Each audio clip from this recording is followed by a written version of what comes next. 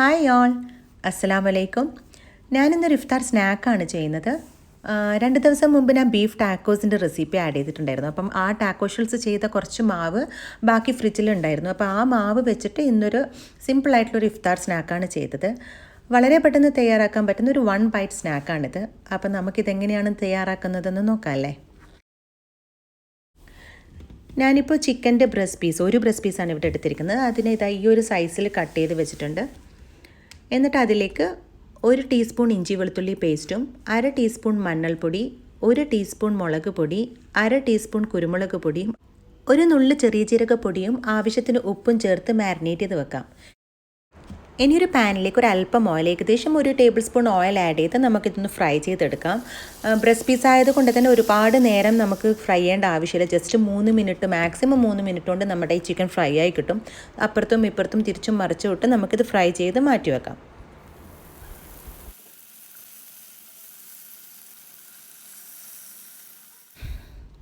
Chicken ready ആയിട്ടുണ്ട്. ഇനി നമുക്കിതിലേക്കുള്ള sauce തയ്യാറാക്കി എടുക്കാം. ഞാനിവിടെ അവക്കാഡോ വെച്ചിട്ടുള്ളൊരു സോസാണ് ഇതിന് ചെയ്യുന്നത്. അതിനുവേണ്ടി നല്ല പഴുത്ത ഒരു അവക്കാഡോയുടെ പകുതി എടുക്കുക. എന്നിട്ടൊരു ഫോക്ക് കൊണ്ട് നല്ല പോലെ ലംസൊന്നും ഇല്ലാതെ ഉടച്ചെടുക്കാം. നല്ല ക്രീമി ആവുന്നത് വരെ ഉടച്ചെടുക്കാം. എന്നിട്ട് ഇതിലേക്ക് 1 ടേബിൾ സ്പൂൺ തൈരും 1 ടീസ്പൂൺ ലൈം ജ്യൂസും പിന്നെ ആവശ്യത്തിന് ഉപ്പും കുരുമുളകും ചേർത്ത് മിക്സ് ചെയ്ത് വെക്കാം.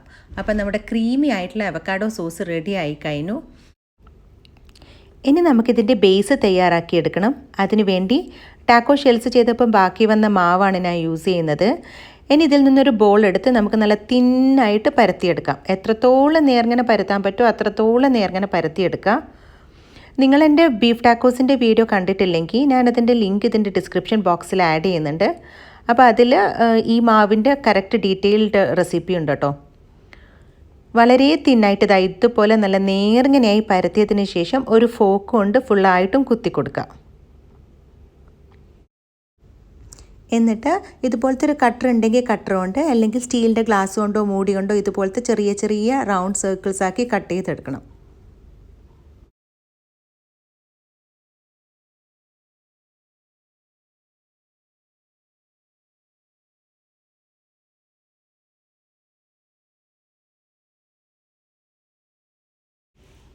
ഇനി നല്ല ചൂടായ എണ്ണയിലേക്കിട്ട് നമുക്കിത് പൊരിച്ചെടുക്കാം.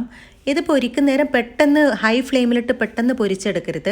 നല്ല ചെറിയ തീയിലിട്ട് സാവധാനത്തിൽ പൊരിച്ചെടുക്കുക. എങ്കിൽ മാത്രമേ നമുക്ക് ആ ക്രിസ്പി ആയിട്ടുള്ള ഷെൽസ് കിട്ടൂ. ഇല്ലെങ്കിൽ പൂരി പോലെ ആയിപ്പോവും, കുറച്ച് സോഫ്റ്റ് ആയിപ്പോവും. അപ്പോൾ നമുക്ക് ആ ഒരു ഫോമിലല്ല വേണ്ട, നല്ല ക്രിസ്പി ആയിട്ടുള്ള കറുമുറയുള്ള ഷെൽസാണ് വേണ്ടത്. അതുകൊണ്ട് വളരെ ചെറിയ തീയിലിട്ടിട്ട് ഒരു ലോ ടു മീഡിയം ഫ്ലെയിമിലിട്ടിട്ട് പൊരിച്ചെടുക്കാം. ഇപ്പോൾ ഇത് റെഡി ആയിട്ടുണ്ട്. ഇനി നമുക്കിത് കോരി ഒരു കിച്ചൺ ടവലിലേക്ക് മാറ്റാം. ഇത് കണ്ടോ, നല്ല കറുമുറായിരിക്കുന്ന ഷെൽസാണ്. ഇതുപോലെ തന്നെ നല്ല ക്രിസ്പി ആയിരിക്കണം, എങ്കിലേ നമ്മുടെ കാനപ്പീസിന് ടേസ്റ്റ് ഉണ്ടാവും. അപ്പം നമുക്ക് ചിക്കൻ കാനപ്പീസിന് വേണ്ട എല്ലാ സാധനങ്ങളും റെഡി ആയിട്ടുണ്ട്. സോസ് ഉണ്ട്, ചിക്കൻ ഉണ്ട്, പിന്നെ കുറച്ച് ക്യാബേജും എടുത്തിട്ടുണ്ട്. ഇനി നമുക്കിത് അസംബിൾ ചെയ്യാം. ആദ്യം ഒരു ഷെല്ലിന് മുകളിലേക്ക് ഒരല്പം അവക്കാഡോ സോസ് ഇട്ടുക. അതിന് മുകളിലായിട്ട് ഒരു ക്രഞ്ചിന് വേണ്ടി കുറച്ച് ക്യാബേജ് ചേർത്ത് കൊടുക്കാം. അതിന് മുകളിൽ നമ്മൾ പൊരിച്ച് വെച്ച ചിക്കനും വെക്കാം. അപ്പം നമ്മുടെ ചിക്കൻ കാനപ്പി വിത്ത് അവക്കാഡോ സോസ് റെഡിയായി. ഇതുപോലെ എല്ലാം അസംബിൾ ചെയ്ത് വെക്കുക. നമ്മൾ സെർവ് ചെയ്യുന്നതിന് കുറച്ച് മുമ്പ് ഇങ്ങനെ ചെയ്ത് വെച്ചാൽ മതി കേട്ടോ. അപ്പോൾ നിങ്ങളെല്ലാവരും എൻ്റെ ഈ ചിക്കൻ കാനപ്പിയും ബീഫ് ടാക്കോസും ഒക്കെ ഒന്ന് ട്രൈ ചെയ്ത് നോക്കുക. എന്നിട്ട് നിങ്ങളുടെ അഭിപ്രായങ്ങളും സജഷൻസും ഒക്കെ എന്നെ കമൻസിൽ കൂടി അറിയിക്കുക.